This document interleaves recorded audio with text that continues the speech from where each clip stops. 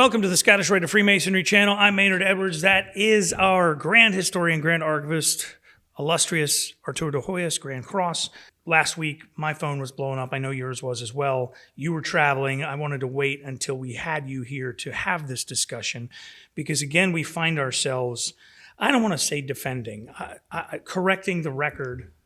That's a good way to say it. Ridiculous statements regarding Freemasonry. Misinformation. Misinformation is the way to put it. We were a little coy the last time we discussed this, and we didn't say what show it was, but at this point we have no choice. This is the second time that the Shawn Ryan show has had a guest on who has made unchecked statements about Freemasonry that are patently false. And you, as the recognized expert on the subject beyond reason, tell me the ridiculousness of it, because I just want to laugh and point and say how stupid. But the guys that say these things, on some level, they must believe it, and it's just so. I think some do. I think the last time that we spoke, my opinion is that the person who was on the last time was misinformed and mistaken, and I lean more towards that because when I watch these, some of the statements that they make are reminiscent of things that I've read from other people. So I think that they're probably just going to the wrong sources. The gentleman's name was Father Chad Ripperger, and I wasn't familiar with his work. I've done a little research now. He is part of the Archdiocese of Denver, and he is a legitimate Catholic priest and identifies himself as an exorcist. I don't want to be seen as commenting on any faith or any person's belief here, but specific to the statements on Freemasonry, that is what we're going to comment on. That's fair. This is from Chad Ripperger. Says the woman, and here's the quote, "She became possessed because her father, who was a Freemason, gave her up to another Freemason so that he could advance in Freemasonry." I mean, I don't even know where to begin to unpack that. It's so crazy. Anyone who's a Mason knows, of course, that the only way you advance is, if you're a craft or symbolic Mason, is by your memory work of parts of the ritual. Yeah. You stand an examination, and that's all that you need to do to move up. If you're in the Scottish Rite, that statement makes even less sense because in the United States, at least, most Scottish Rite Masons go through the ritual as a matter of course, over a weekend, over a few weekends, over, a few months, something like this, maybe a year, depending how they've divided the conferral of the degrees. But there's no examination of candidates. There's nothing required other than simply, attending the ceremonies. One of the things that I object to the most is that Shawn Ryan doesn't check his guests on any of this. He doesn't push back and say, where's your proof of this? Can you demonstrate this? Can you show me this? Where is this written? Where are you getting this from? There's no effort on the part of him as an interviewer to say, show me the money. Yeah, unfortunately, I watched him in the past, and to me, his earlier shows were more interesting, a little bit maybe more like Joe Rogan. Yeah. But today it's kind of devolved into a tree stump. Some guy just stands up and says pretty much whatever he wants to. And it goes unchecked. Here's the next quote. So Shawn asks, what is Freemasonry? What is this Freemasonry? And the priest says, it's basically a secret society. It's a form of Luciferianism where you become your own god. And it's a structured thing where that's slowly revealed until you get to the top. That's, again, the furthest thing from the truth. Yeah. There's a lot to unpack in that simple statement. It is. There's so much there. He probably came across, the quote that people take from Morals and Dogma, where Pike is explaining that it's ironic that the name Lucifer has been used for the devil because the name actually means bringer of light. And then Pike says, yeah, but he uses that light to blind, feeble souls. Right. The gullible kind of people. But yeah, there's no Luciferianism. We can say that, but people are going to believe what they want to believe. There's a section that I put in the book Esoterica, Pike's Symbolism, the Blue Degrees of Freemasonry, on the faith of Albert Pike. Where it's clear that he was a Bible-believing Christian. To assert that Freemasonry has anything to do with what is understood as modern Luciferianism or Satanism or something is really offensive. It absolutely is offensive. Because, as you well know, in Masonic lodges, we worship or have an opening prayer to the great architect of the universe. The great architect of the universe is whom? The God who created the universe. So I only know one God who's the maker of heaven and earth, of all things visible and invisible. And it's not Satan. The next quote, and this is the one that really, you were yawning about this a little bit until it got to this quote. And this is a direct quote again. All the rituals are inversions of Catholic rituals. They're basically taken from various forms of witchcraft. Exact words. Yeah, that's a strange one because there are Masonic ceremonies. I want to just tell you the text I got. So I sent him a little bit of the clips that people had sent me, and he's like, "Yeah, that's we've heard that before." And then the witchcraft one came. He goes, "Okay, now we got to say something." That was exact text. Yeah, so addressing both parts of that. Masonic ceremonies are not in any way similar to the Latin Mass. No. There's we don't administer the Eucharist. There's no confession of faith. We don't promise salvation. We don't guarantee entrance into heaven. And in fact, our fourth degree in the Scottish Rite addresses that point directly. It says Freemasonry does not encroach upon the just privileges of religion. That's right. It affirms that God exists. I think a lot of people agree with that. There is benefit in prayer. I think every faith agrees in that. And that man owes it to himself to return to that sanctuary which best increases his faith in our Creator. So the fraternity is absolutely saying, go to your church, your temple, your mosque, your whatever it is that you go to that as often as you can and participate there. That will be of benefit to you. That is what at least the Scottish Rite recommends. Yep, fourth degree. Yeah. Yeah, the allegation that Freemasonry practices or derives itself from witchcraft is really laughable. There was a book written I believe in the 1980s by a guy named Aidan Kelly, and it was called Crafting the Art of Magic. And it actually showed the reverse, is that modern witchcraft borrowed from Masonic ritual, just like the Knights of Columbus, in a way. They saw the model. In fact, all the fraternities, modern fraternities, have used the mechanics of ritual that we have in Masonic lodges because they're very well structured. People don't realize that the Elks in the 1800s wore aprons just as the same way that Masons Oh, yeah, did. Oddfellows, a bunch of these groups like that. And they, there are maybe some people made accusations. I remember during the 1800s, there were movements against all so-called secret societies. They weren't secret societies; they were fraternities. Secret societies conceal their identity, the identity of their members, their purpose. That might become known. But Freemasonry is a fraternity. That's it. At one point in the interview, Shawn Ryan asks the guests to explain why Freemasonry started, what its purpose was. So here's the whole quote. Historically, it started for a reason. It's called Freemasons because the Masonry guilds in the early and during the Middle Ages, the guys would start these guilds to protect their craft of their buildings and the type of thing. And it was originally designed to maintain standards and that type of thing.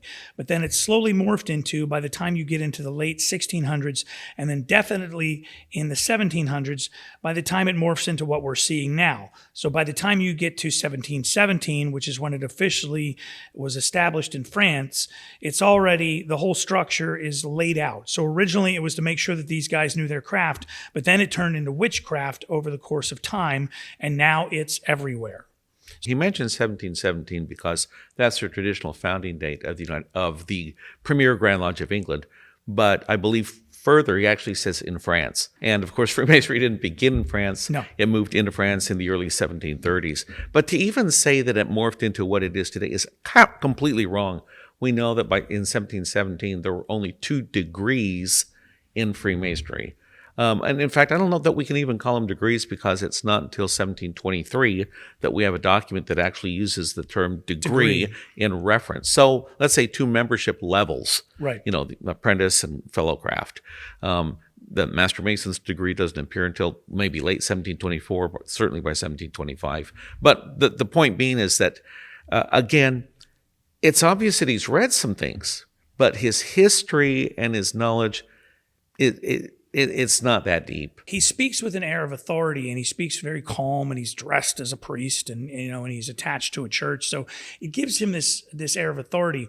And the real danger with someone like that, and someone with a large platform like Shawn Ryan, essentially giving it a stamp of approval by not pushing back, is that it does eventually lead to harm. It does. It People can. think in the abstract, oh, it's no big deal. It's just two crazy people talking about crazy things. The problem is other crazy people hear that and then decide it's their job to take some kind of action because they think that Masons are legitimately some kind of evil force. Well, if there's one of those in my neighborhood, I'm going to go stop it. And that's where real harm happens. Yeah. And you can talk to this I firsthand. can. Yeah. A few years back, I was living here at the time, but a member of my mother lodge in Texas was murdered by a person who thought that Masons were, very bad Satanists or something like this. And so he became convinced from things that he had watched and read. And he showed up at the lodge following a meeting, and he murdered one of the guys coming out of the lodge. And I believe he even live streamed it. He's been arrested and stuff, but still, this is the almost predictable result of making these kinds of allegations. There are people who accused all sorts of, even the Catholic Church, of having nefarious practices and being pagan because they misunderstand, the doctrines and symbolism of the church also.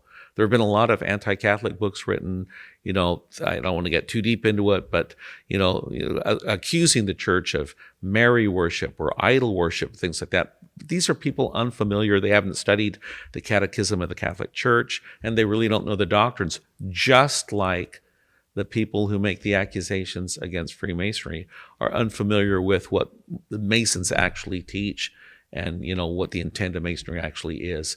It's nothing more than to make a man a better person. It's not a substitute for religion. It's not a new religion. It's not, a combination of other religions. It's just, to me, it's extremely frustrating and unfortunate that you have otherwise well-educated and respected people speaking about subjects that they really don't know enough about to address. And I just, again, I'm so offended that as an interviewer, Shawn Ryan did not go the next step and say, well, how can you say these things? Can you back any of this up? Can you demonstrate this in any form or fashion? So the question now is, we know that there's a lot of misinformation, and we both believe that this guest was spreading it. Shawn Ryan, if he's not endorsing it, he's at least not correcting it, and that is not a good thing. And we have to acknowledge that it does cause harm. There are crazy people. The uptick, yeah, there's a potential. The uptick in violence against Masons. People have tried to set fire to lodges and things of that nature, and it's really unfortunate that this is still out there. Our brothers keep asking you, ask me, ask whomever they run into, what can we do about it? And one thing that you should not do, and I want to be very careful how we say this, one thing you should not do is overly engage with that media online. So what do I mean when I say that? So I don't want to say don't watch these things. You should absolutely watch it, but really be careful to only watch it once. If and when you watch it, importantly, don't comment, don't give a thumbs up or a thumbs down, and don't get into arguments with people online on the comments section. And I'll tell you why. Facebook, YouTube, Instagram, TikTok, you name the platform, all the platforms that put those things up that invite comments. Those platforms are completely indifferent as to whether your comment is a good comment or a bad comment. They don't care. All they care is that you comment, because if you're commenting, you're staying on their platform. And that's what they ultimately really want. And that is what they reward. They reward content that gets people to stay. So by producing something that people are going to comment on and people are going to flame about online, Facebook doesn't care whether you're saying you hate it. They only care that you say something. They only care that you give it a thumbs up or a thumbs down. So don't interact with it. Watch it. Be aware of it. I'm not saying, don't look at things. I'm not trying to hide any information. But when you engage with it, when you share it, when you tell other people to watch it, you're causing the problem to get worse. Because so you're saying don't let your zeal for the fraternity lead you into Yeah, arguing. I've heard that somewhere before. I think so. I've heard those exact words somewhere before, and I think a lot of the guys watching have heard those exact words. So. Hey guys, thank you for watching. Elvis and I are in my home studio. We just got done editing the conversation that I had with Art de Hoyos about that guest who had so many unfortunate things to say about Freemasonry on the Shawn Ryan show. We talked for quite a long time, Art and I, and we couldn't include all of it on the main YouTube page. It was just too long, so we had to cut it way down. However, we want to give you access to it in the Lost Media Archive. The Lost Media Archive is where we are preserving exactly that, lost Masonic media. We've got VHS tapes, we've got beta tapes, we've got reel-to-reel recordings, CDs, things on vinyl. We've got tons of stuff in our archive, and we need a little help in preserving it. So for $2 a month, you help us digitize and preserve that stuff, and you also get access to it as we preserve it. So we're also going to give you some access to behind the scenes stuff and extra bonus content, including the entire conversation that I had with Art de Hoyos unedited. So you can check that out now. Click right there above Elvis's head, and that's going to take you to a little video about the Lost Media Archive and tell you exactly how to sign up. And if you're not subscribed, don't forget to do that too.